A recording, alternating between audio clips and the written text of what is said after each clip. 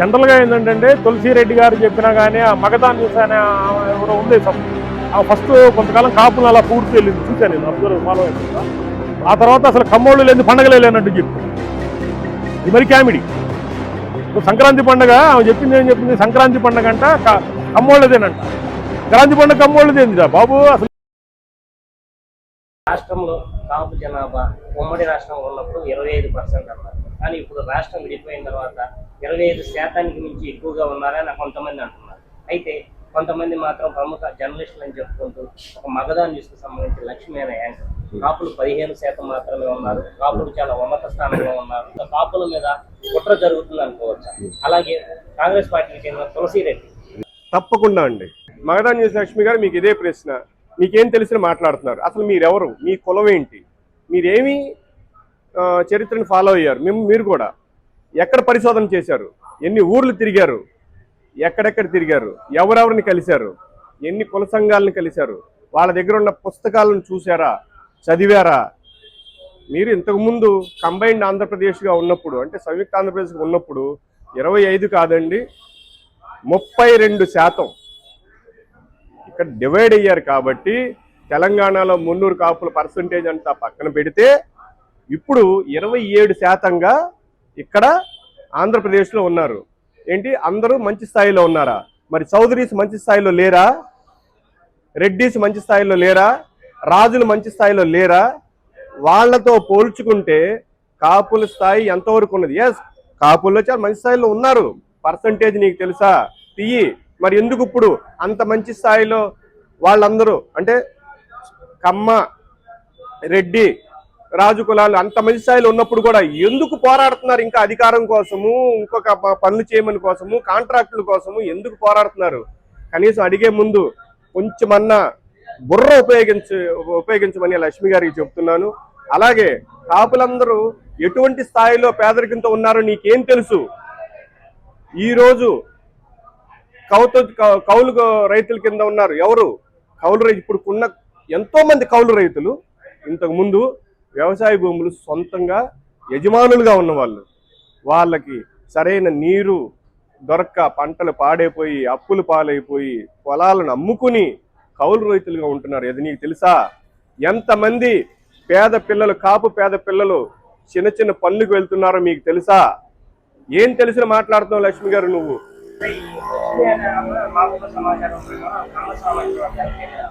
ఆమె మ్యారేజ్ చేసుకున్నది కూడా రెడ్డి సామాజిక వర్గం. మరి కమ్మ సామాజిక వర్గం రెడ్డి సామాజిక వర్గం గురించి చేయకుండా ప్రత్యేకంగా కాపుల గురించే చేస్తుందంటే దీని వెనకాల కుట్రకోణం ఉందనుకుంటున్నాను. 100% ఉందండి. అదే చెప్పబోతున్నాను. ఆవిడ కులం నేను ఎత్తలేదు కాబట్టి చెప్తున్నాను. ఆవిడ కులానికి సంబంధించి, రెడ్డి కులానికి సంబంధించి ముందల చరిత్ర బయట తెచ్చుకోమనండి. అసలు మీ కమ్మ కులం ఎక్కడి నుంచి వచ్చింది ముందు అది తెలుసుకో. చరిత్రకి వెళ్ళు, తెలుసుకో. కమ్మ కులం ఎలా పుట్టింది తెలుసుకో. రెడ్డి కులం ఎలా ఉంది తెలుసుకో. అసలు రెడ్డి అనేది కులం కాదు అని చెప్పి ఎంతో మంది పెద్దలు చెప్పారు. అదే తులసిరెడ్డి కూడా అన్నాడు, రెడ్డి అనేది కులం కాదు. ఒక రేవంత్ రెడ్డి అన్నారు. నువ్వు ఎక్కడ కూర్చుని మాట్లాడుతున్నావో ఆ రేవంత్ రెడ్డి గారే డైరెక్ట్గా చెప్పారు, రెడ్డి అనేది కులం కాదు అని చెప్పి. మరి అటువంటి కులం వ్యక్తిని నువ్వు చేసుకున్నావు. అసలు ఆ రెడ్డి కులం ఎక్కడి నుంచి వచ్చింది తెలుసా? తెలియదు. నువ్వు కమ్మ కులానికి చెందిన వ్యక్తివి. నీ కమ్మ కులం, అసలు కమ్మ కులం ఎలా పుట్టిందో తెలుసా? ముందల నీ సంగతి నువ్వు చూసుకో, నీ కులం సంగతి నువ్వు చూడు, నువ్వు పెళ్లి చేసుకున్న చూడు. వాళ్ళ చరిత్ర తెలుసుకున్నావంటే ఇంకో కులం గురించి నోరెత్తి మాట్లాడే అవకాశం నీకు ఉండదు లక్ష్మి గారు. దయచేసి నీ నోటి దురుస్తనము లేకపోతే నీ నోటి దురద తగ్గించుకుని నిజాలు మాట్లాడటానికి ప్రయత్నించేయి. ఏదో మీ 2 కులాలకి, నువ్వు కమ్మ కులం, నువ్వు నీ భర్త రెడ్డి కులం కాబట్టి ఆ 2 కులాలకి ఉపయోగపడేలాగా మిగతా కులాలని తక్కువ చేసి మాట్లాడేలాగా నువ్వు చేసావంటే మాత్రం అది మీ కూటమికే దెబ్బ. ఇది ఈరోజు చెప్తున్నాను. మీరు కాపు కులాన్ని ఎప్పుడైతే తగ్గించి మాట్లాడుతున్నారో, తప్పుడు ప్రచారాలు చేస్తున్నారో, విడగొట్టాలని చూస్తున్నారో, ఇదంతా కూడా ప్రజలు గమనిస్తాను. కాపు ప్రజలు గమనిస్తానున్నారు, ఇతర కులాల ప్రజలు కూడా గమనిస్తానున్నారు. ఎందుకంటే మేము ఎస్సీ, ఎస్టీ, బీసీ, మైనారిటీ ప్రజలందరినీ కలుపుకుని మేము ఈరోజు అధికారం పొందడానికి మేము ప్రయత్నం చేస్తున్నాం. దానికి తగ్గట్టుగానే మా నాయకుడు కూడా ఉన్నారు, పవన్ కళ్యాణ్ గారు. ఇవన్నీ నువ్వు మీ మీ మీలాంటి వ్యక్తుల వల్ల ఇటువంటి పరిస్థితి కల్పించి మమ్మల్ని విడదీయాలని ట్రై చేస్తున్నారు. ఎవ్వరు కూడా మీ మాయలో పడరు, మీ మాటలు వినరు. ఖబర్దార్. తులసిరెడ్డి గారికి ఆయన ఎవరండి అసలు? ఆయనకి అసలు తనకంటూ తన ఐడెంటిఫికేషన్ ఏముంది? ఎప్పుడప్పుడు ప్రెస్ మీట్లకు వచ్చి మాట్లాడటం తప్పించి రాష్ట్రంలో ఆయనకంటూ కొంత అనుచరగణం ఉందా? ఆయన సొంత ఊరిలో ఉందా? అసలు ఈయన ఎవరండి తులసిరెడ్డి గారు? ఏ రకంగా ఈయన ఒక కులాన్ని గురించి మాట్లాడగలరు? అసలు తూర్పు కాపులు, మున్నూరు కాపులు మా వాళ్ళు కాదు అని ఈయనెవరు చెప్పడానికి? ఈయన ఎప్పుడన్నా మిర్యాల వెంకట్రావు గారిని కలిశారా? ఒకవేళ కలిస్తే ఆయన మొత్తం ఈ సౌత్ ఇండియా మొత్తంలో కూడా ఎక్కడెక్కడ కాపు తెగలు ఉన్నవి, ఎక్కడెక్కడ కాపు జనాభా ఉన్నారు, ఏ ఏ పేర్లతో పిలువబడుతున్నారు అని చెప్పి పరిశోధనలు చేసి, చారిత్రక పరిశోధనలు చేసి అందరినీ కూడగట్టి కాపునాడు కింద పెట్టారు. మరి అందులోనే ఒంటరి, బలిజ, తెలగ, తూర్పు కాపు, మున్నూరు కాపు ఇటువంటివన్నీ ఉన్నాయి. అలాగే కుర్మి, క్షత్రి, పట్టీదారులు ఇతర రాష్ట్రాల్లో ఉన్న నార్త్ సైడ్ వీళ్ళందరూ కూడా ఉన్నారని మరి చెప్పడం జరిగింది. ఇవన్నీ తులసిరెడ్డి గారికి ఎట్లా తెలుసండి? తెలియదు కదా. ఆయన ఏమి చరిత్రను ఫాలో అయ్యారు, ఏం తెలుసుకున్నారు? తూర్పు కాపులు అంటే తూర్పు కాపులని ఎందుకు అన్నారంటే కూడా ఆయనకి తెలుసా? కనీసం ఒక మాట వచ్చింది తప్పించి వాళ్ళందరూ కాపులేరండి. అంటే మన ఈ దిక్కుల పరంగా తూర్పు వైపు ఉన్నవారని అలాగలాగా మార్పు వచ్చింది తప్పించి ఇదేమి మున్నూరు కాపు ఎలా వచ్చిందో పేరు ఆయనకి తెలుసా అండి? చెప్పమనండి చూద్దాం. రామాయణ కాలం నుంచి ఉన్న పరిస్థితి ఆయనకి తెలుసా? మున్నూరు కాపు అనే పేరు ఎట్లా వచ్చింది ఆయనకి తెలుసా? తూర్పు కాపు అనే పేరు ఎలా వచ్చింది అని తెలుసా? తెలగాలని ఎందుకు వచ్చింది తెలుసా? ఆయన రాయలసీమలో బలిజలని ఎందుకు వచ్చింది తెలుసా? ఆయనకి అసలు ఒక మాట చెప్పమనండి, కృష్ణదేవరాయలు గారు బలిజ కాదా చెప్పమనండి చూద్దాం. చెప్పలేరు. ఆయన ఎట్టి పరిస్థితుల్లో కూడా ఆయనకి ఎటువంటి అవగాహన లేని కనీసం ఒక కార్పొరేటర్ స్థాయికి ఉన్న వ్యక్తికి ఉన్న అవగాహన కూడా తులసిరెడ్డి గారికి లేదు. ఇటువంటి మాటలు ఇంకోసారి మాట్లాడితే తగిన మూల్యం చెల్లించుకోవాల్సి వస్తుంది తులసిరెడ్డి గారు. ఈ సందర్భంగా ఒక కాపు ప్రతినిధిగా నేను మీకు చెప్పడం జరుగుతుంది. ఒకటండి, మీరు చెప్తున్నటువంటి లక్ష్మి గారు మేము గౌరవిస్తాం. మంచి జర్నలిస్ట్గా, మంచి వాయిస్ ఉన్న ఒక భక్తగా, వ్యక్తిగా మేము గౌరవిస్తాం. కానీ ఆమె దగ్గర ఏ ఆధారాలతో, ఆమె దగ్గర ఏ అసెస్మెంట్లతో 15 మంది అని చెప్పగలుగుతున్నారు? ఇప్పుడు ఈరోజు ఏ ఆధార్? తులసిరెడ్డి గారు ఉన్నారు, పెద్దవాళ్ళు, మంచి వక్త. ఆయన కూడా కాంగ్రెస్లో చాలా కాలం నుండి పురువృద్ధుడు. మేము ఆయన్ని గౌరవిస్తాం. ఈరోజు ఆయన దగ్గర ఏ ఆధారాలు ఉన్నాయి? ఒక మనిషి ఒక మాట చెప్పేటప్పుడు ఆధారాలతో ముందుంచితే మేము కూడా యాక్సెప్ట్ చేస్తాం కదా. మీరు 175 నియోజకవర్గాల్లో ఎక్కడా కూడా 20,000 ఓట్లు తక్కువ ఈ కులం లేదు. మినిమం అంటే మినిమం తక్కువ ఉన్నారంటే 20,000 ఓట్లు. మరి కొన్ని నియోజకవర్గాల్లో 50,000, 56,000, ఆలగడ్డ ఉంది 56,000 ఓట్లు, నంద్యాల ఉంది 52,000 ఓట్లు ఉంది, కర్నూలు జిల్లాలో ఒక డోన్ ఉంది 42,000 ఓట్లు ఉంది. మరి ఈ రకంగా పోతే రాష్ట్ర వ్యాప్తంగా ఎక్కడ రాయలసీమలో జగన్ చెప్తున్నారు. మరి గోదావరి జిల్లాలో తీసుకోండి, ఏ పార్టీ అయినా కాపులకి ఇవ్వాలి కదా. మరి కాపులు ఓటు ఏ పార్టీకి ఇస్తే ఆ పార్టీలో తెలుస్తుంది కదా.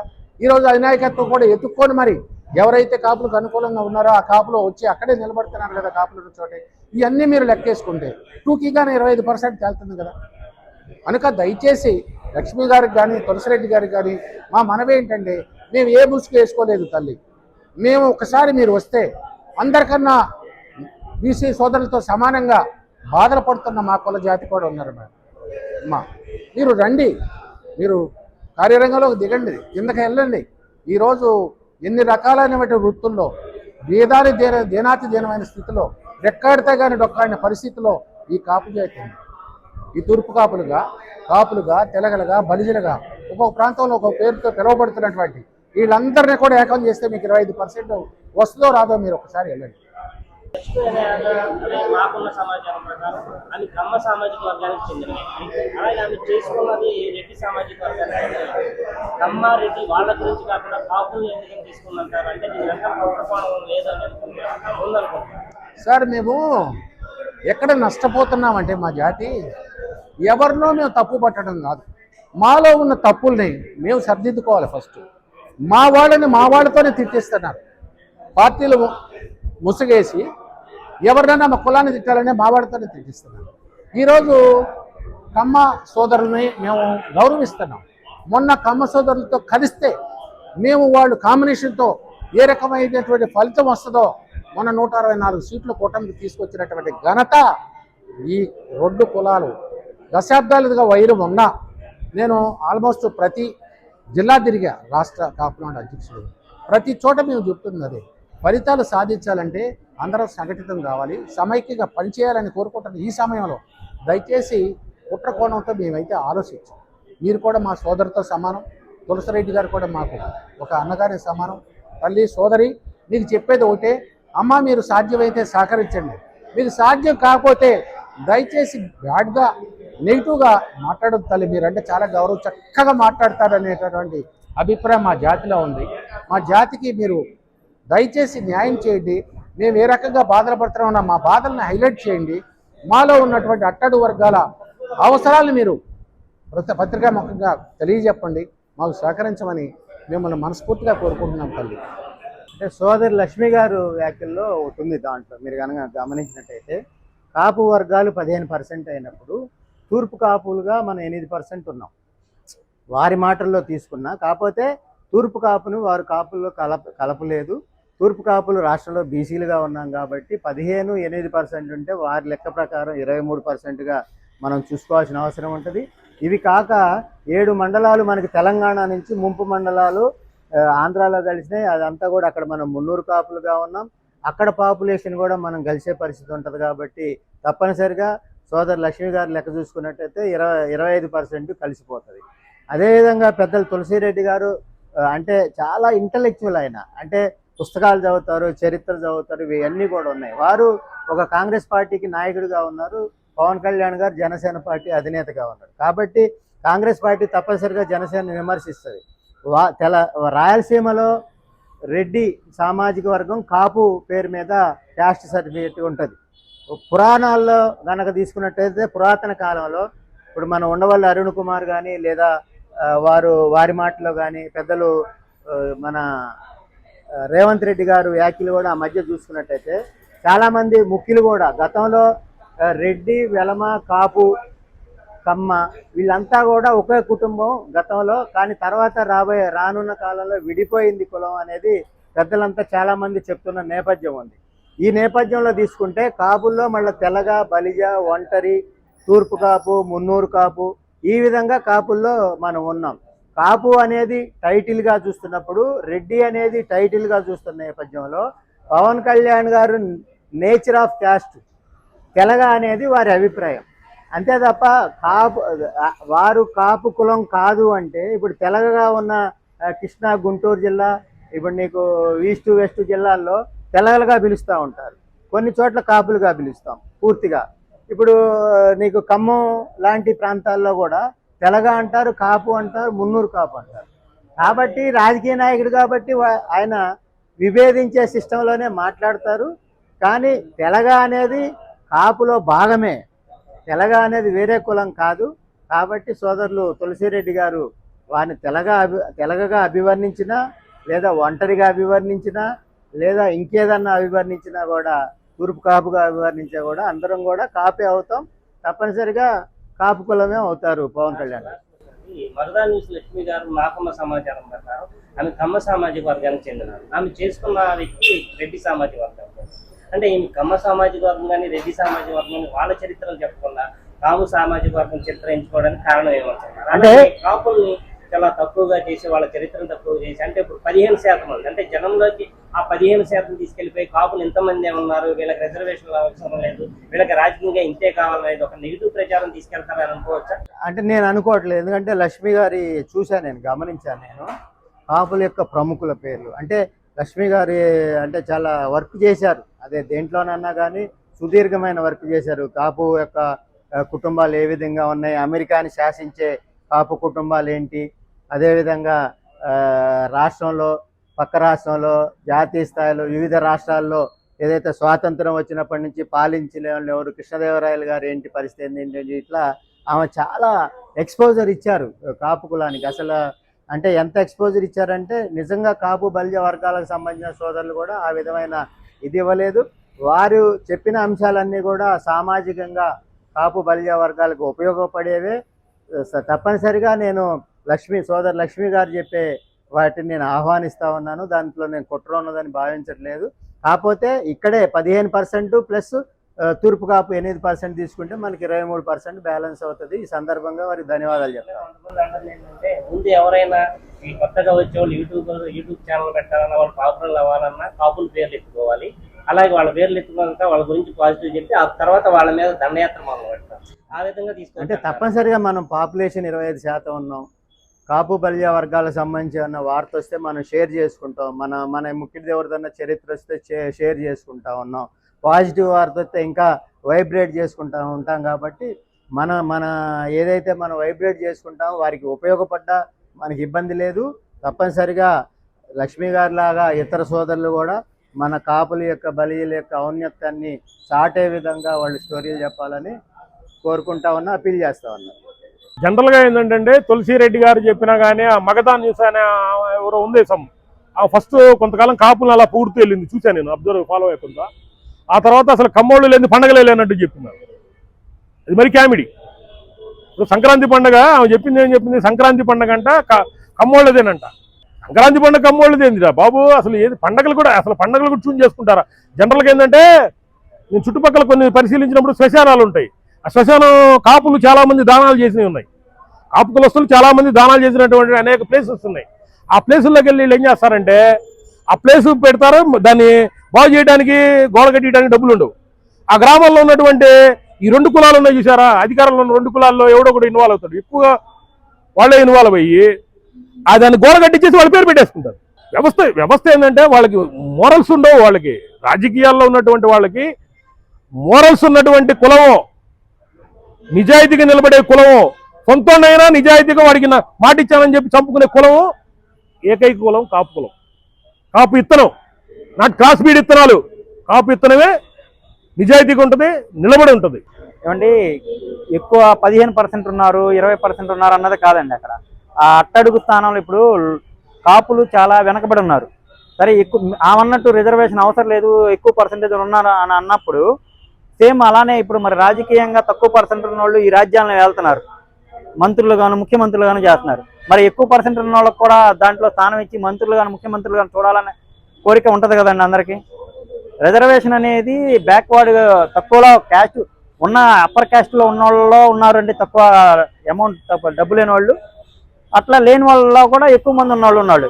ఇవాళ రిజర్వేషన్ దాని గురించి ఇప్పుడు కాదండి, ఈ పోరాటం దాదాపు శతాబ్దాల నుంచి జరుగుతూనే వస్తుంది. అంతకుముందు మొన్న ఇచ్చిన 5% రిజర్వేషన్ కూడా తీసేశారు. ఇప్పుడు మొన్న రీసెంట్గా ఈ రిజర్వేషన్ తీసేయడం వల్ల కష్టపడి చదువుకున్న వాళ్ళు MBBS సీట్లు ఆ రిజర్వేషన్ నడిచి చాలా మంది నష్టపోయారు. డబ్బు లేని పేద కుటుంబాలు మాలో ఆ కుటుంబాల్లో చదువుకుంటే రేపొద్దున వాళ్ళు చాలా మందికి ఉపయోగపడతారు చదువుకుంటే. ఇవాళ రిజర్వేషన్ లేకపోబట్టి వాళ్ళ దగ్గర డబ్బు లేకపోబట్టి వాళ్ళు వెనకబడిపోతున్నారు. కుట్ర అనేది ఇప్పటి నుంచి కాదండి, మరి అత్యధిక శాతం జనాభా ఉండి మరి ఈ రోజున 3% ఉన్నవాళ్ళు 4% వాళ్ళు రాజకీయం చేస్తున్నారంటే మరి దాన్ని కుట్రపూరితంగానే అనుకోవాలా. మరి ఎవరన్నా ఎదుగుతుంటే వాళ్ళని ఏ విధంగా తొక్కాలని, ఎక్కడ దొరుకుతాడా, ఏ విధంగా తొక్కాలనే సంకల్పంతోనే ఈ రోజున ఈ సమాజం ముందుకెళ్తుంది.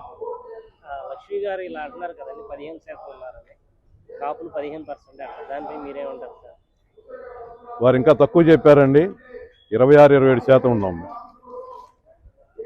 బయటికి తీయమనండి. ఈరోజు మరి 300 కాపులను కూడా తెలంగాణలో తొక్కటం కోసం అని చెప్పి చాలా తక్కువగా చూపించారు. అక్కడ కూడా గొడవ అవుతుంది. మరి ఇప్పుడు కొత్తగా ఓట్ బ్యాంకింగ్ కూడా చూస్తున్నారు. ఇప్పుడు మొత్తం ప్రతి గ్రామంలో కూడా ప్రతి ఇంటికి తిరిగి సర్వే చేస్తున్నారు. ఆ సర్వేలో అయినా కానీ నిజాలు బయట పెట్టాలని మేము కోరుకుంటున్నాం. కావాలనే కాపులు ఇలా తక్కువగా చూపించడం, ఇలా కుట్రలు చేస్తున్నారు. కాపులు ఈ బలం ఎక్కువ ఉందని తెలియకుండా స్ప్లిట్ చేసి వాళ్ళని కుట్రపూరితమైన రాజకీయాలు వెనక నడిపిస్తున్నారు. మాలో ఐక్యత అనేది ఉంటే, వాస్తవంగా మాలో ఐక్యత లేకపోవటం వల్లే రాజ్యాధికారానికి దూరంగా ఉంటున్నాం. ఐక్యత అనేది ఉంటే రాజ్యాధికారం ఇప్పుడు కాదు, బ్రిటిష్ వాడు ఎప్పుడు వెళ్ళిపోయాడు అప్పటి నుంచి మేమే ఉండేవాళ్ళం. ఐకమత్యం లేకే ఈ రోజున మేము వాళ్ళ పంచన వీళ్ళ పంచన చేరి మేము ఆశించవలసిన పరిస్థితి ఉంది. ఫస్ట్ మొదటి నుంచి జరుగుతూనే ఉంది. 37% కాపులు ఉంటే 27% తెచ్చారు కొన్నాళ్ళు. 27% నుంచి మళ్ళీ 17% తీసుకొస్తున్నారు వాళ్ళే. అంటే కుట్ర జరగలేదని మనం అనుకోకూడదు, కుట్ర జరుగుతూనే ఉంది. గత 100 సంవత్సరాల నుంచి జరుగుతుంది కుట్ర. 37% వల్ల ఆఖరికి 17% తీసుకొచ్చారు. ఎందుకంటే వీళ్ళ శాతం తగ్గిపోతుంది, వేరే శాతం పెరుగుతుందని, లేకపోతే వీళ్ళకి ఏదన్నా పదవులు ఇవ్వడానికి వాటా అడుగుతారన్న ఉద్దేశంతో కుట్రపూరితంగానే జనాభాని తొక్కిపట్టి ఈ శాతాన్ని ఈ విధంగా వాళ్ళు ప్రకటిస్తున్నారు. అంటే కాపులు ఒక యూనిట్ ఏదో ఉంటే ఆ రిజల్ట్ ఎలా వస్తుందో 2024 కూటమి ప్రభుత్వం చూసింది. 124 సీట్లు సాక్షాత్ టీడీపీ ఎమ్మెల్యేలు అందరూ చెప్తున్నమాట. అలా యూనిటీగా ఉంటే ఇతర వాళ్ళకి అధికారం అనేది కల్లా అయిపోతుందని ఇలా కాపుల మీద కుట్రలు జరుగుతాయి అనుకోవచ్చా? వాస్తవం, మీరు చెప్పిన దాంట్లో 100% వాస్తవమే. ఎందుకంటే వీళ్ళు ఒకసారి ఎక్కితే మళ్ళీ దిగరు. వీళ్ళని దించడం మనకు కుదరదు. అన్ని పదవుల్లోనూ ముఖ్యమైన పాత్రల్లోనూ వీళ్ళు దూరతారు. మనం ముందుకు రాలేమన్న ఉద్దేశంతో వాళ్ళు కావాలని కుట్ర పన్ని, 2 పార్టీలు యొక్క 2 సామాజిక వర్గాలు కూడా కుట్ర పన్ని కావాలని వాళ్ళు పైకి తన్నుకుంటారు, లోపల కలిసిపోతారు, కాపుల మీద పడి ఏడుస్తారు.